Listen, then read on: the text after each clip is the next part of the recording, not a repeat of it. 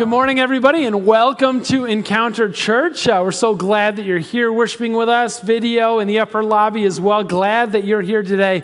We are starting a brand new series here at Encounter called Fatal Failure. And the idea behind this series, you may have heard before that, not every failure is fatal, but sometimes it sure does feel like it, especially if you're somebody like me, that you're kind of a verbal processor. And what's nice about people like me is that you never have to wonder what I'm thinking about, because whatever is happening up here is like also coming out of here, right? It's just in real time. There's very, very little filter between the two, which sometimes gets me into a little bit of trouble. Especially when you go to the movies and they sell you a ticket, and then what do they say? They go, enjoy the show, and without even hesitating and thinking about a response, I just say back, you too. Yeah, you've been there as well. You waste the first 15 minutes of the movie just replaying it in your head, and you're like, it's the same thing. I think it was the same person who sold me a ticket last time I came to the movies, every single time. I mean, this is what I do. This is my mess ups just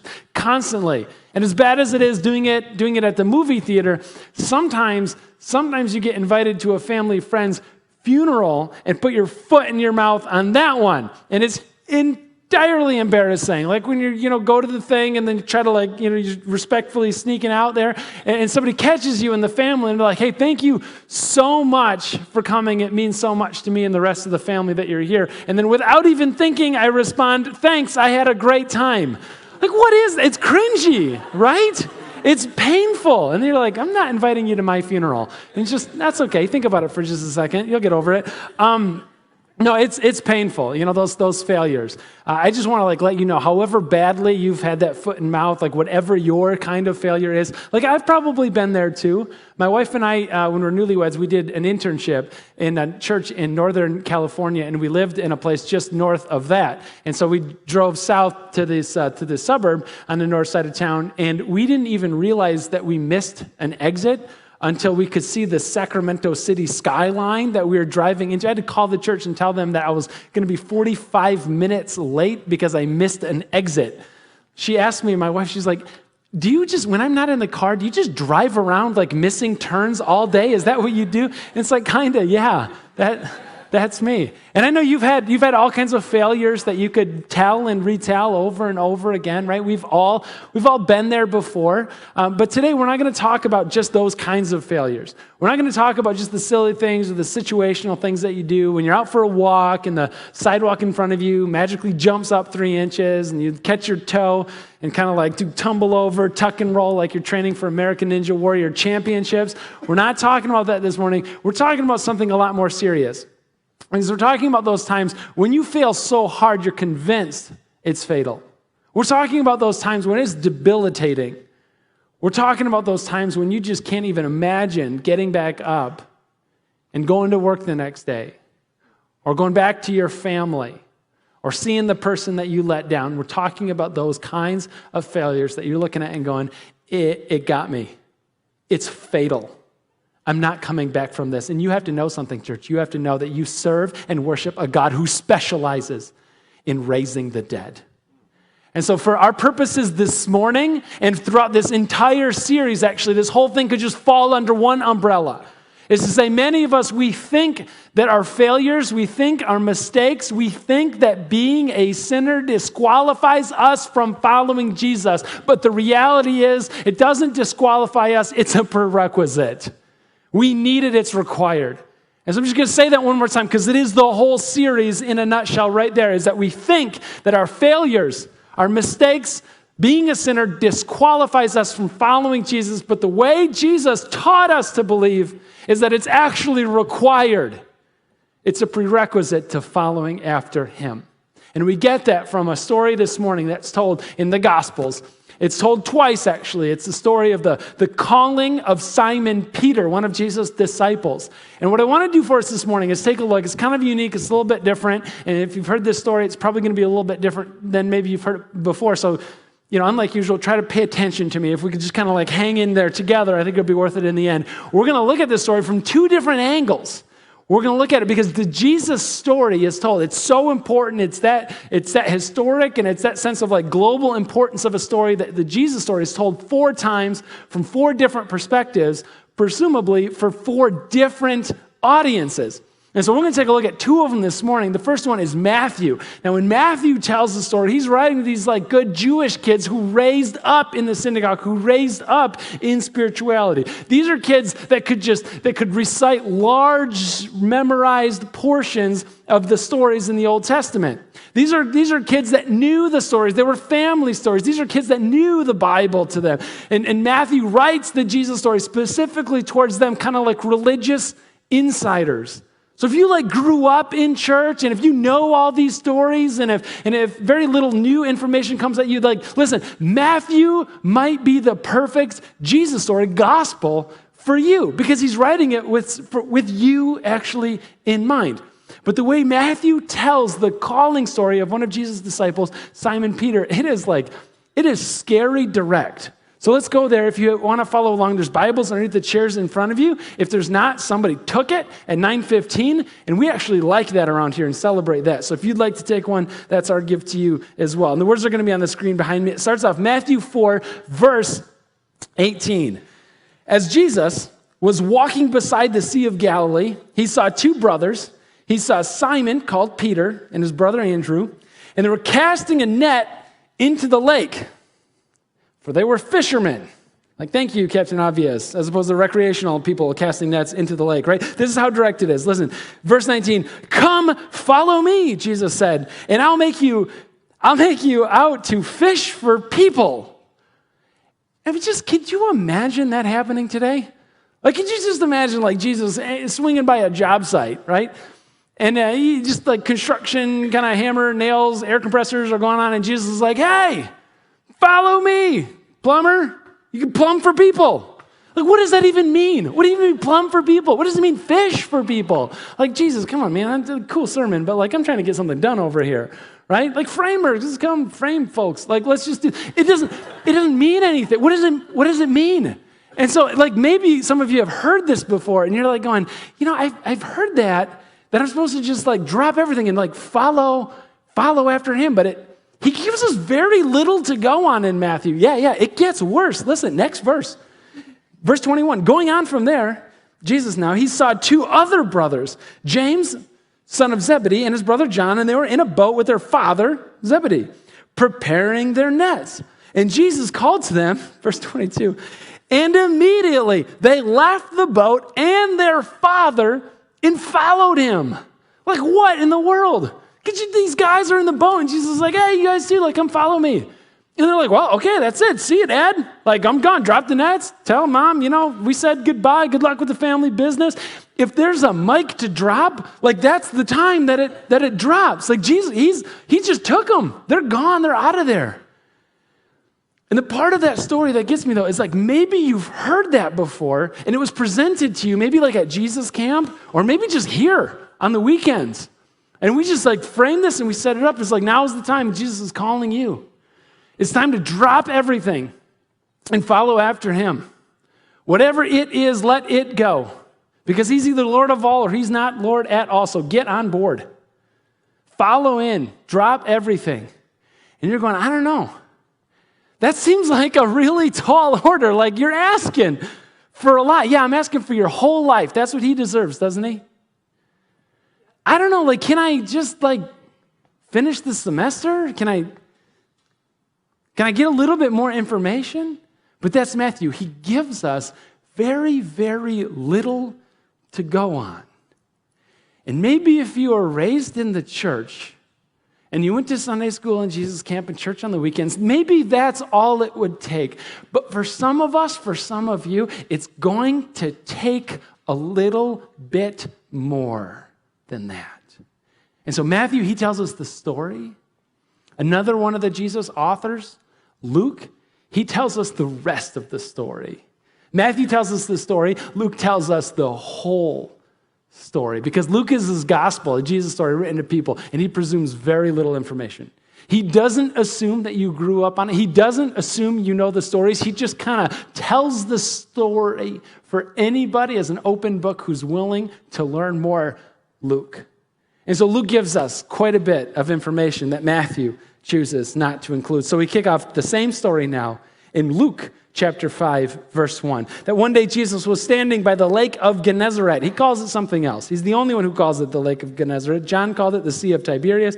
Everybody else, like Matthew, calls it the Sea of Galilee, but that's not relevant at all. The people were crowding around him and listening to the word of God. So Jesus is teaching, and like everybody's gathered around, and they're listening, and they're learning, and they're discerning together. So that's a crucial step in the process. Jesus didn't just swing by the job site and be like, hey, plumb for people, let's go. No.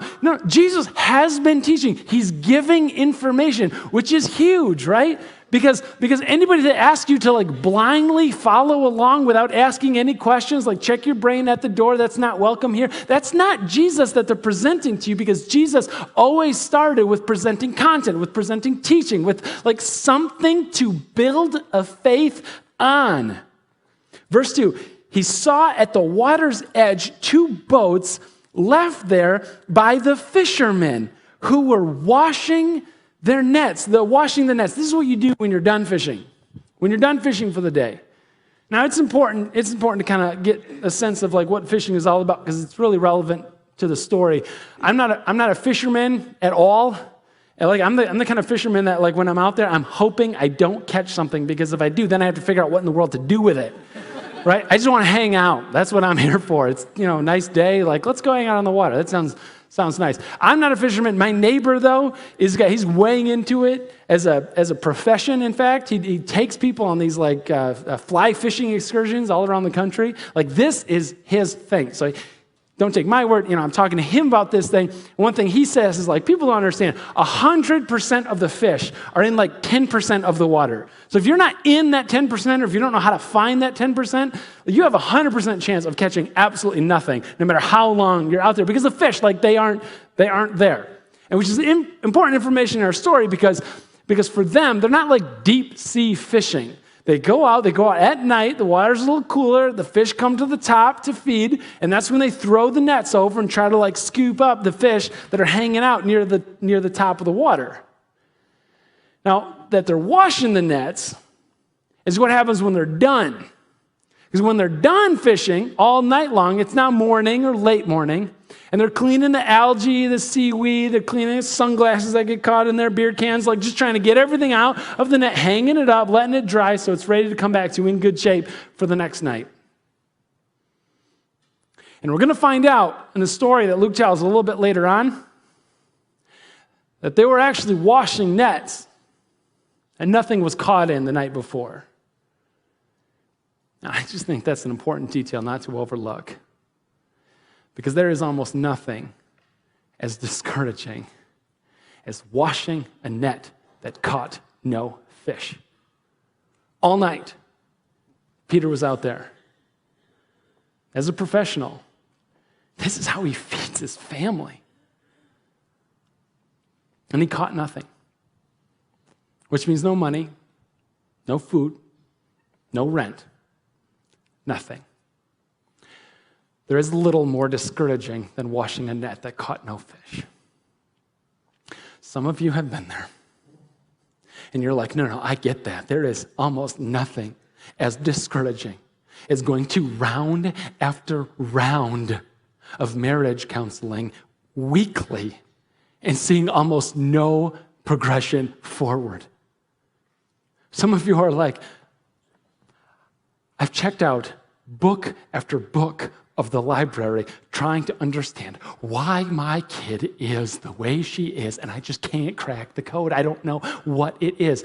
There is little as discouraging as binge listening podcast after podcast of relationship building, of parenting, and just seeing no relationship build with your kid. There's almost nothing as discouraging as going online, filling out the little job description bubbles, attaching a resume, getting a phone interview, an in-person interview, a follow-up interview, And then an email following up saying, thanks for applying, not at this time, try again later. And then sitting down at the keyboard to do the whole thing over again. There's almost nothing as discouraging as washing a net that caught no fish.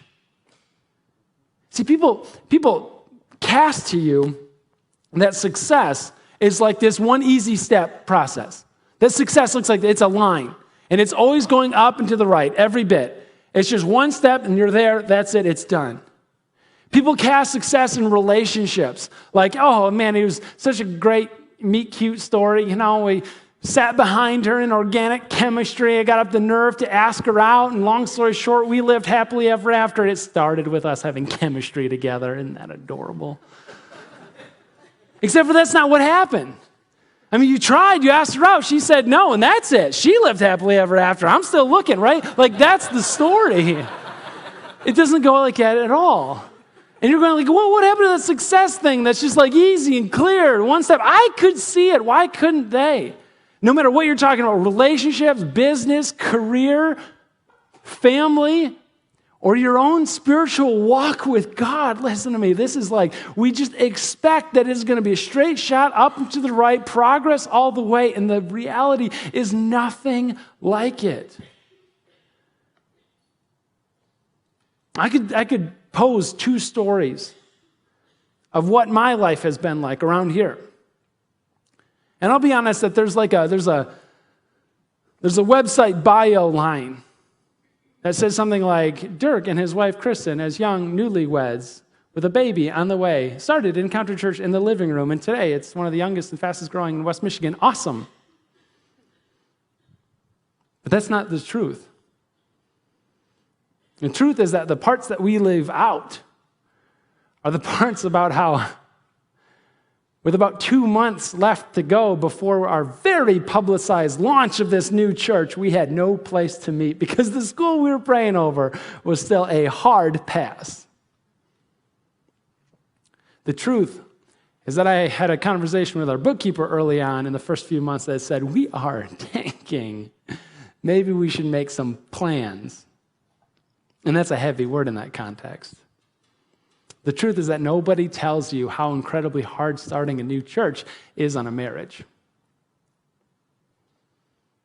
I found this online, and it just states it. It's so perfect for our purposes this morning, for this discouragement and for the setbacks. It's so good. So maybe you've seen it before. Somebody was journaling together, and they said, this is just what success looks like. Success looks what people think it looks like, straight shot up and to the right. What it really looks like. And it's just like squiggling, curly cues, the letter X. I don't know. We got a niner in there. Like, that's what it actually looks like. And it's like, yes, that's it. Because those are stories of discouragement. Those are stories of setbacks. Those are stories of failure. And sometimes it feels fatal. But do not forget that God specializes in raising the dead. That failure doesn't mean it's time to give up. Failure means it's time to ask God for his next step. And then God shows up. God shows up here in verse 3. Jesus now, he got into one of the boats. He just gets in. I love it. The one belonging, he takes the first step, speaks the first word. The one belonging to Simon Peter, and asked him to put out a little from shore. See, the acoustics were better in the boat. People couldn't hear him on land, and so he thought if he could get out a little ways with the backdrop of the hill, people could actually hear his teaching. And then he sat down and taught the people from the boat. Verse 4, and when he had finished speaking, he said to Simon Peter, he said, put out into deep water and let down the nets for a catch. Remember what I told you about fishing? The best time is all night. 100% of the fish are in 10% of the water. The daytime is a terrible time to go fishing. And so we know exactly what Simon Peter was thinking when Jesus asked him, hey, let's go fishing during the day. We know that Simon Peter was thinking to himself, typical carpenter, like knows nothing about fishing at all, right? That's it. But Jesus asked him to do something that he's done 1,000 times, but he asked him to do it differently this time than ever before. And Simon Peter, verse 5, Simon Peter answered him, Master. Isn't that interesting? He uses the word master. He didn't address him at all, but now he gives him the respectful title of master because he's been listening to Jesus' teaching. He's been impacted by the content and by the lessons that Jesus has taught. It resonated with Simon Peter, and so he gives him the respect of calling him master. We've worked hard all night and haven't caught anything. But because you say so, I will let down the nets. Like, Jesus, you say so. I already did the thing. I finished doing the thing that you do when you're finished with something. It's like those of you dads who make pancakes on Saturdays, when you like clean the pan and the spatula and the bowl, you put everything away and the kid's like, can I have one more? I finished doing the thing that I did. When I'm done doing it, I'm out, right? And then Jesus says, hey, would you do it one more time? And Peter's like, Jesus, I don't know if you noticed this, but you developed a crowd around you, and that's great for you. But now you're asking me to go out into the water during the day when no boats are out there at all fishing. It's a terrible time to do this particular kind of fishing. Jesus, do you know they're going to laugh at me when I push out into the water? Do you know what you're asking? But because he stuck around and heard Jesus teaching just this enough, he was like, listen, okay, I guess. And because he caught no fish, he had nothing to lose.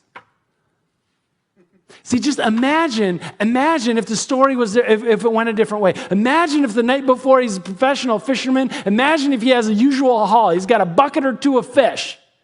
He's got a bucket or two of fish, and Jesus is giving his compelling message, and Peter's sitting there, Simon Peter, and he's listening to this. He's like, that's good. That's good. It kind of resonates with me. I understand where you're coming from, Jesus. You seem like a smart guy. And Jesus, let's go fishing during the day. And he's like, no, man, I got a bucket full of excuses. I can go into town. I gotta barter for a good price on my fish. I gotta sell them to the best bidder. I got to go grocery shopping. I got to come home. I got to see my wife. I got to see my kids. I got to pay the rent. I got to go grocery shopping. Like, come on, man. I got all kinds of things to do. I got a bucket of excuses here, except for all night long, he's been out there failing, bringing nothing in at all. And so now he doesn't have to go to market. He doesn't have to barter for a good price. He doesn't have to go home and see the disappointed look on his wife's face when he says there's no money, and his kids when he says there's no food. He's got nothing to lose. So he says, Jesus, you are literally the best option I have.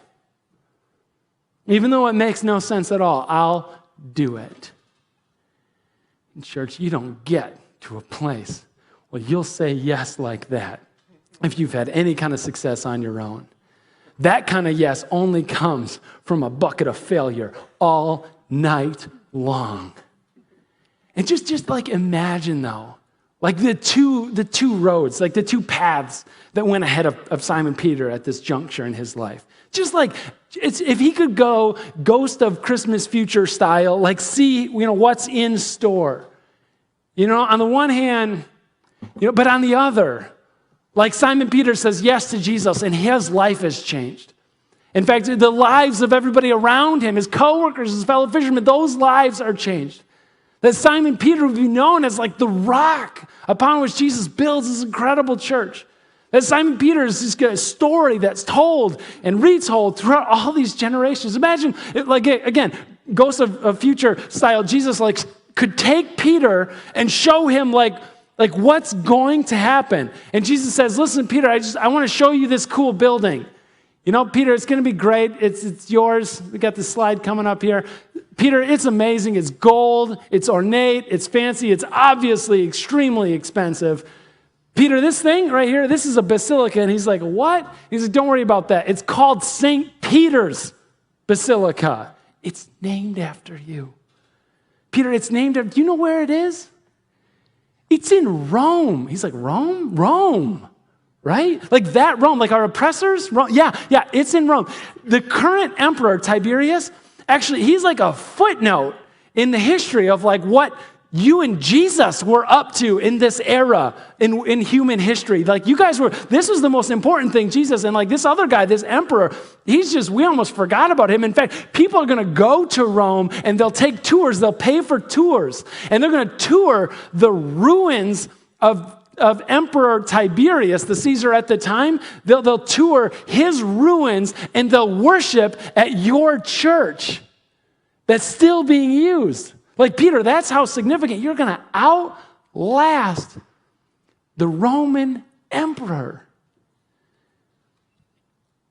because you had failure, because you're not tempted to exchange that for a bucket of fish.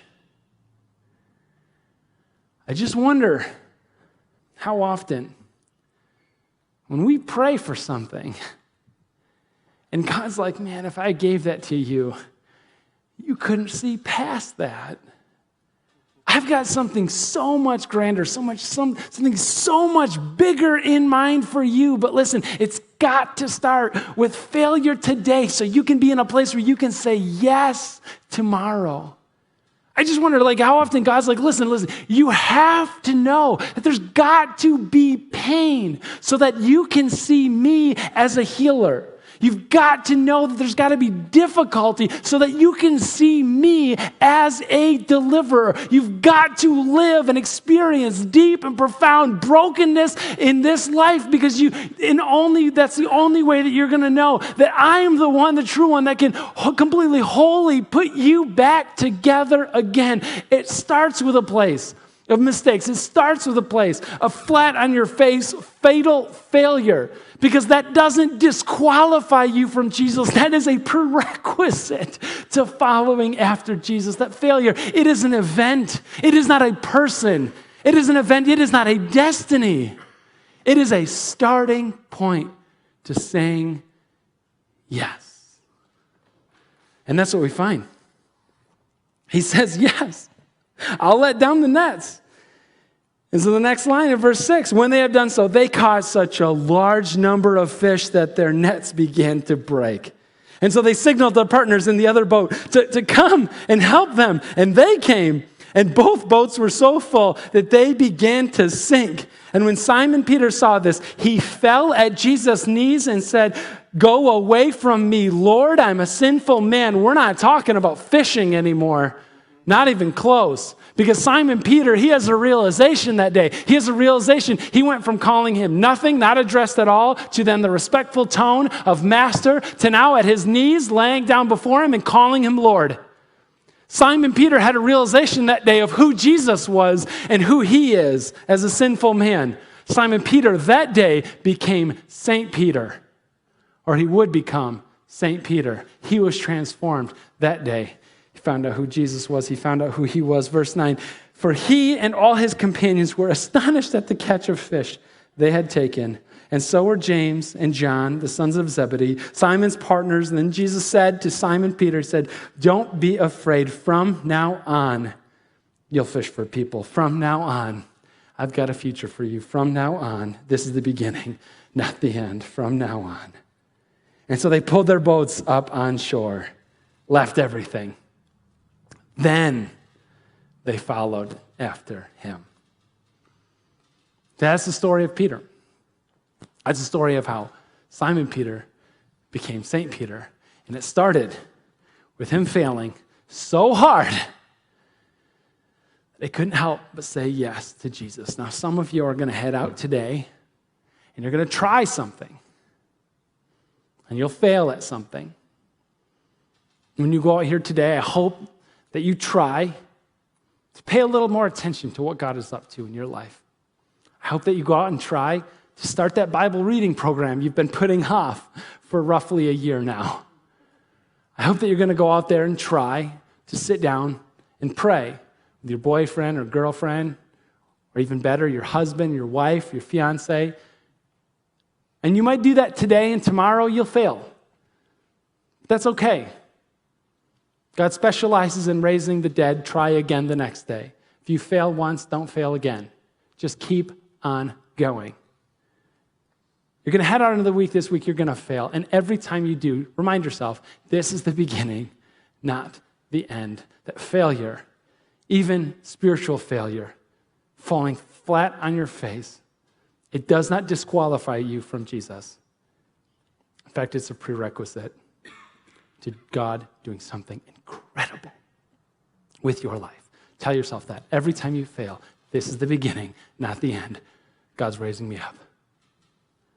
There's like this legend, this tradition that when Christians die, when everybody dies, actually, they like float away on a cloud somewhere, and they get to heaven, and there's like these big pearly gates, and St. Peter is there with his long list. And that's not anywhere in the Bible. I've read this, it's cover to cover, it's not there, right? Super unbiblical, just something somebody made up along the way, that's it.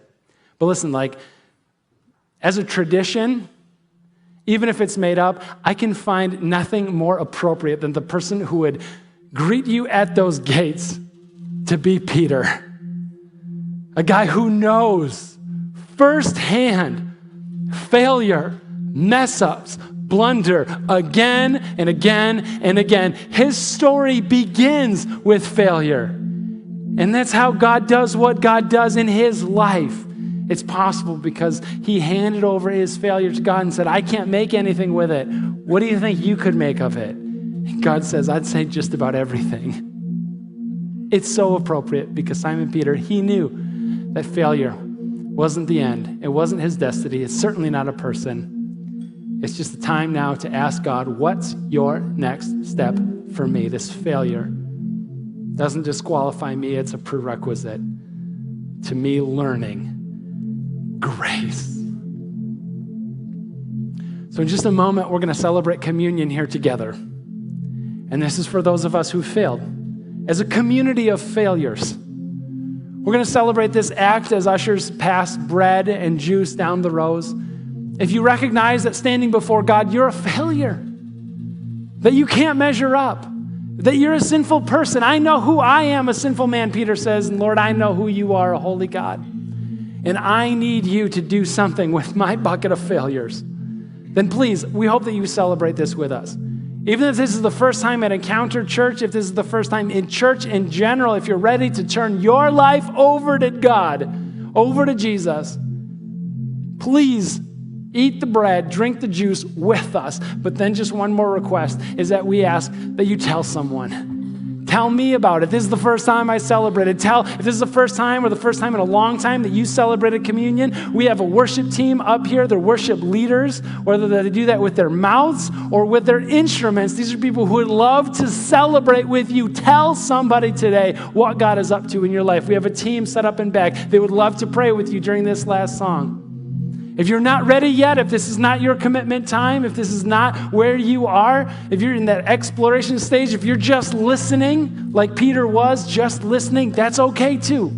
Just during this song, let that plate slide right on by. It's okay. In your time, in God's time, I'll see what he does through you as well. I want to invite you to stand up right now and let's pray together as a community of failures today.